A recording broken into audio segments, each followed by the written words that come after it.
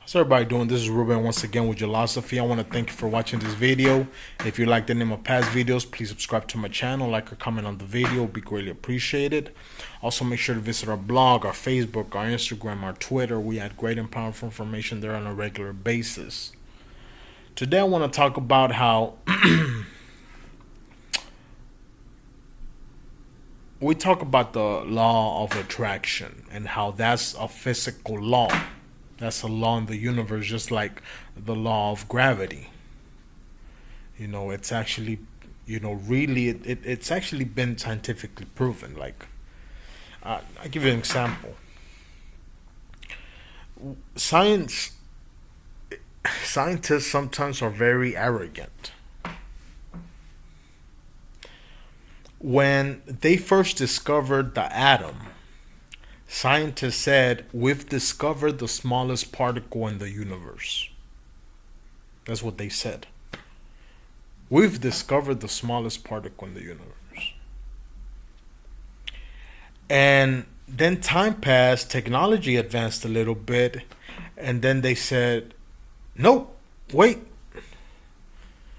The atom is not the smallest particle in the universe. It's actually the electron that's the smallest particle in the universe." Because the electron it surrounds another a bigger particle called the nucleus, which is made up of protons and neutrons. So the nucleus is surrounded by a smaller particle called the electron. It surrounds it.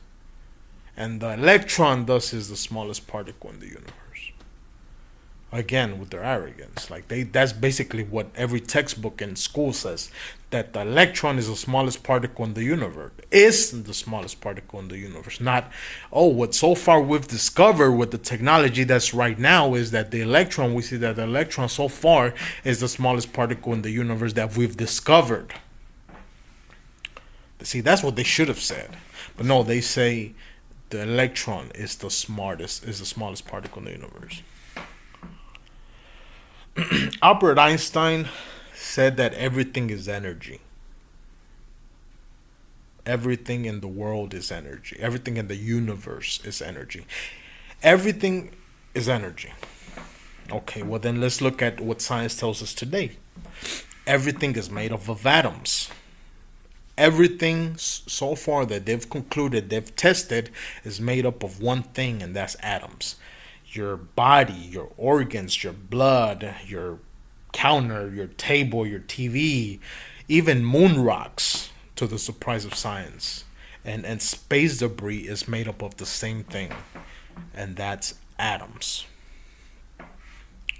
Okay, so we can all conclude that. Okay. What is the atom made of? Well, as I mentioned, it's made up of a particle called of a nucleus, surrounded by a smaller particle called the electron. The electron surrounds the nucleus. It surrounds it. The electron and the nucleus are not connected physically. The electron, it sort of like spins all around the nucleus. What holds the electron to move around the nucleus? What makes the electron move around the nucleus? Energy.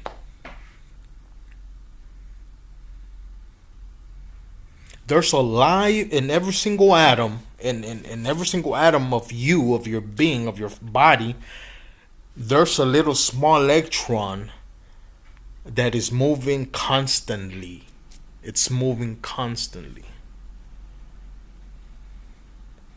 What is making that little small particle called the electron move around the nucleus? Energy.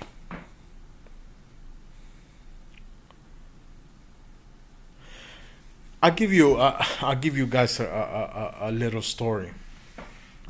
I once was talking to a person who was very knowledgeable in physics,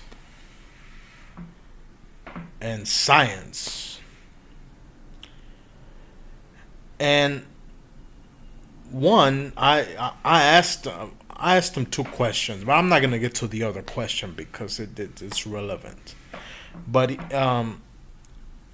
the first question I said, "Oh, since you know so much about physics and how basically all this, and all this chemistry and science, you know how all this works. Let me ask you a question that I've wondered like for so long since I was a kid. Here you have a 5 pound. Matter of fact, let's move it up. Here you have a 10 pound piece of wood. Okay, you weigh it and it weighs 10 pounds. It's physically on the scale. It says 10 pounds. You set the thing on fire and it starts to burn.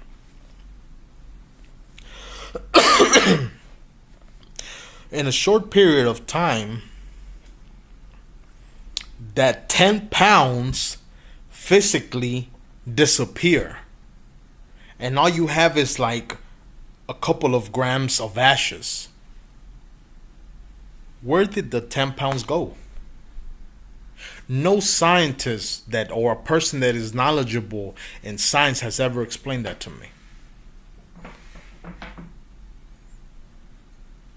I mean, think about it. Here you have a 10 pound. There's physically 10 pounds in front of you. You set the thing on fire. Where did the 10 pounds go? I have a theory.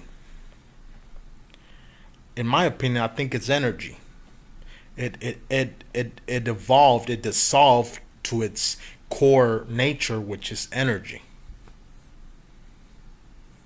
That's my belief. Like it went back to energy.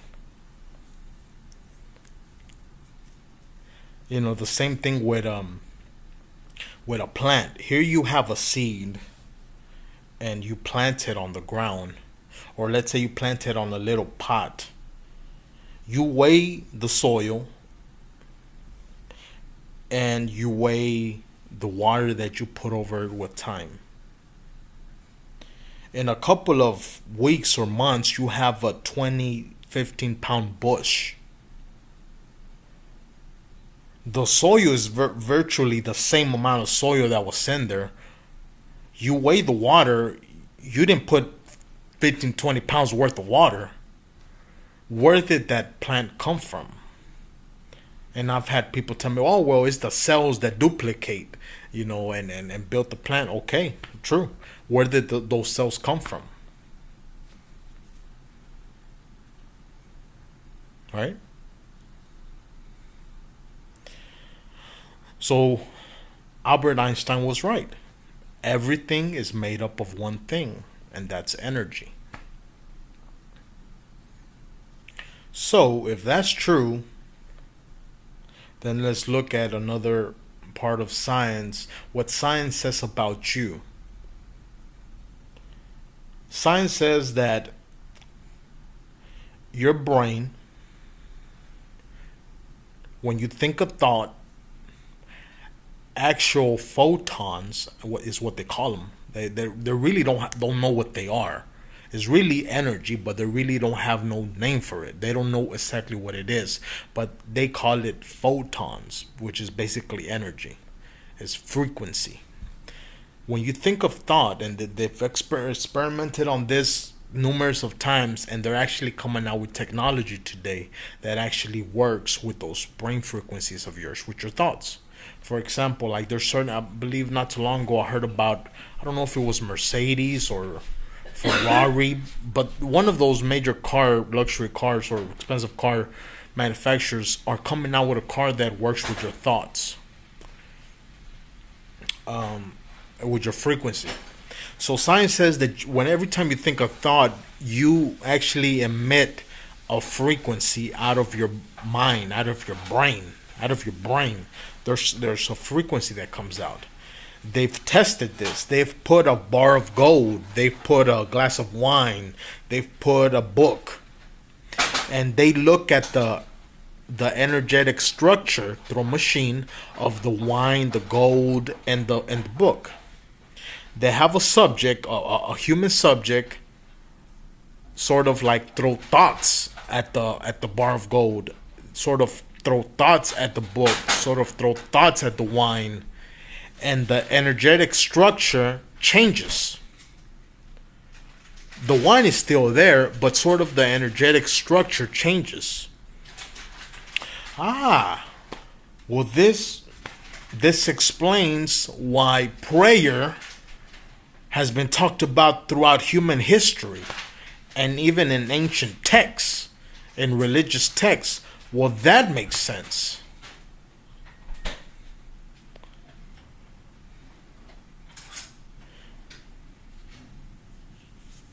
So it's been scientifically proven that you emit matter of fact, before it was even scientifically proven, Albert Einstein, and not only him but Thomas Edison, they both said that the human brain was a transmitter and a receiver of frequency. They said that before it was scientifically proven.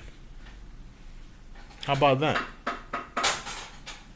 And now science, like I mentioned, a great movie that you guys should watch is called "What the Bleep Do We Know." It came out, a couple years ago, several years ago, probably like 6 7 years ago. So it's not fairly new. So it should be very easily for you to attain. I think you could probably look it up on YouTube. But look at that movie. That movie gives the physical, scientific experiments and research that has been done on this area that I'm talking about. So, since everything is energy, and your thoughts emit energy, emit frequency, and your thoughts have the ability to affect physical matter,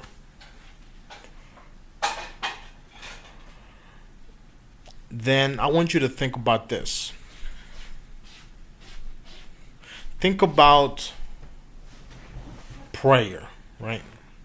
Think about the biblical scripture where it says, "You have not because you ask not." Or think about what Jesus said. If you believe 100%, if you have faith without doubt, and you speak to the mountain move, or mountain flatten yourself out, it shall be done if you believe it without faith. And how Jesus turned water into wine, or how Jesus was able to heal people. And here's another thing. Jesus never healed anybody. He always, after somebody was healed in his presence, he always said, "Your faith is what healed you."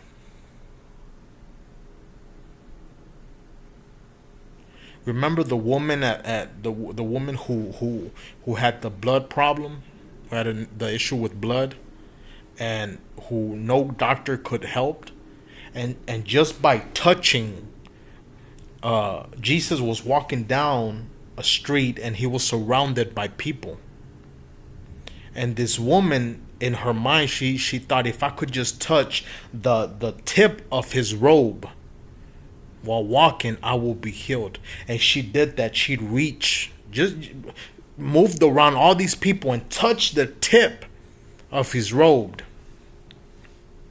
And when she did that, Jesus stopped and said, "Who touched me? Somebody touched me here." And it was this woman who was healed.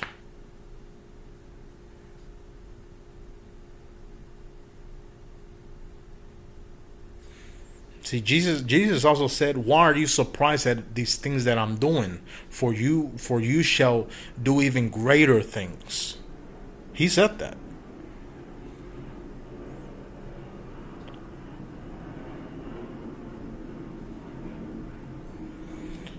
So this sort of gets us understanding of exactly what the heck is going on in this world, because those who are not spiritual in nature look at science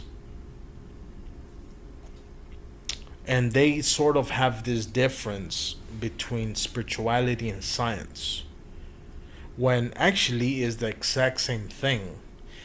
It's just that, sort of look at it like this: spirituality sort of is like ahead, and science is like just catching up. Right? Spirituality is the road, is the actual road you're walking on, and science is you actually discovering the road with every single step you're making. Think about it. If I would have taken this phone and I started making videos in the middle of downtown Dallas in 1910, if I would have time traveled to 1910 to downtown Dallas, and I started making videos like this talking about, hey, the brain is a transmitter of frequency, and you shall do whatever you want, be, do, and have, people would hang me on a tree and burn me alive, because they would think that I was like a devil or something, and that this technology was the devil as well. But see,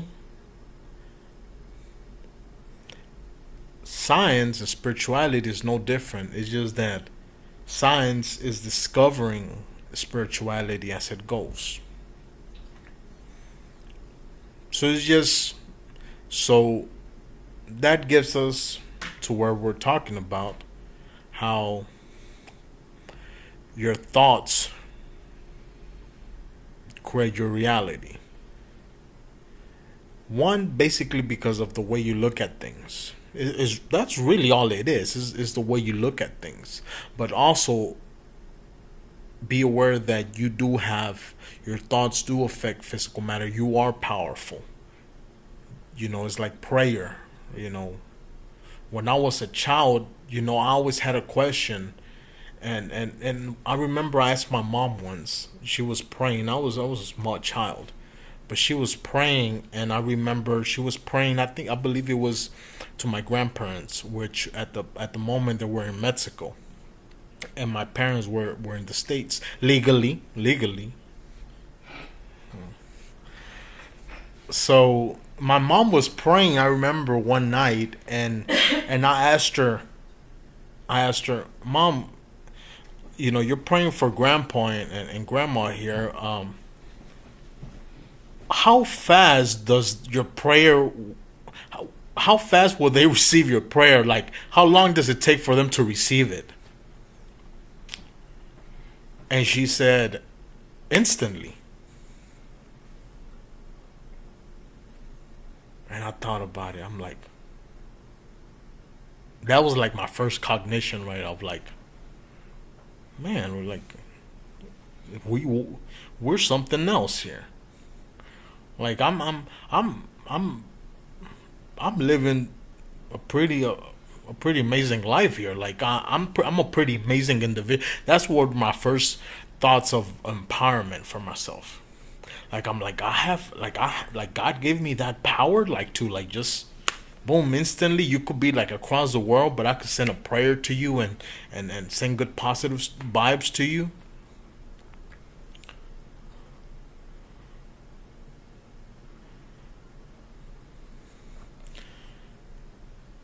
So what's the first thing that now that we have that, I want you to think about that you are in control of your life. You are in charge of your life. You create your reality. Your reality.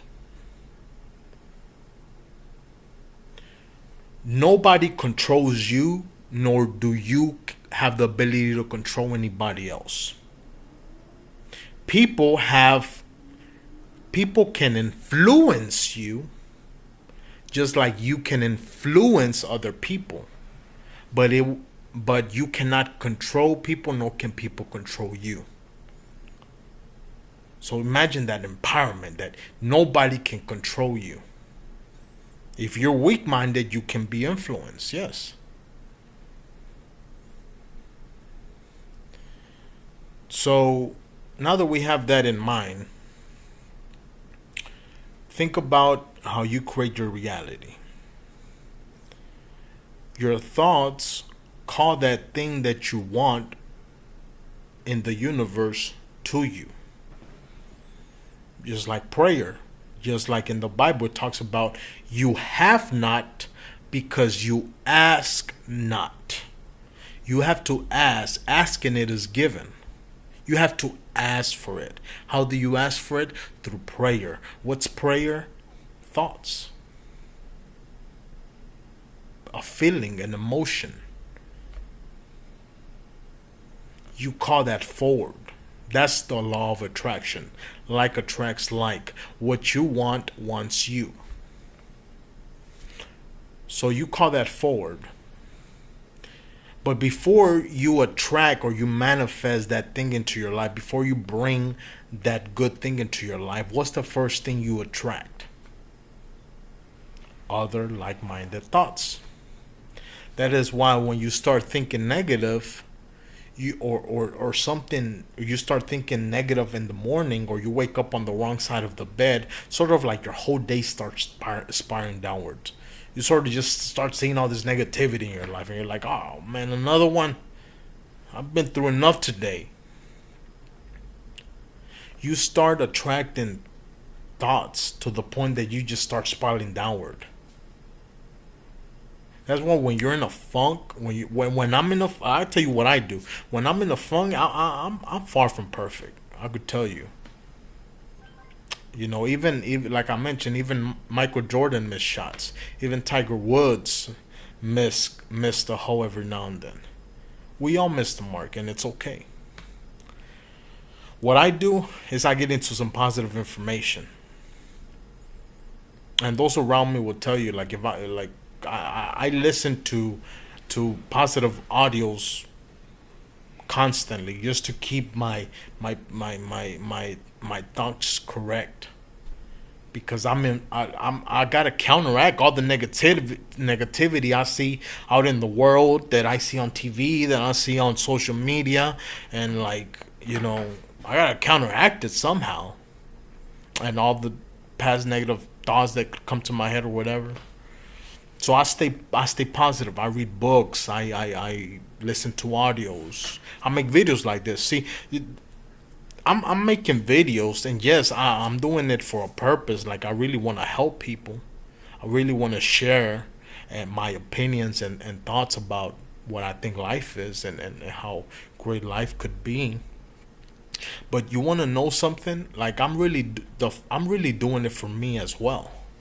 Like, I'm doing it to help myself. Because I don't know if you guys knew, when you speak, you speak, and the vibration, the actual vibration, the voice, the sound travels out of your mouth and into your ear, and then to your bone. And basically, what is the biggest area that holds DNA? Is bone marrow. So think about it. Your thoughts. That is why throughout history, and in ancient texts, and in the biblical scripture, it talks about how life and death is in the tongue. How the tongue is such a powerful force, and how you create your reality with your tongue. Like, your tongue is so powerful. Well, that's true, because when you speak, it goes out of the sound, and the vibration goes out of your mouth and into your ear, and then into your bone, which means it's going into your DNA. So whatever you're speaking, that's what you're becoming. That's why the biblical scripture, I mean, this is biblical scripture here. It talks about how the tongue can be of great blessing to you, or it could be of great destruction to you. And every single other religious text talks about literally the same thing.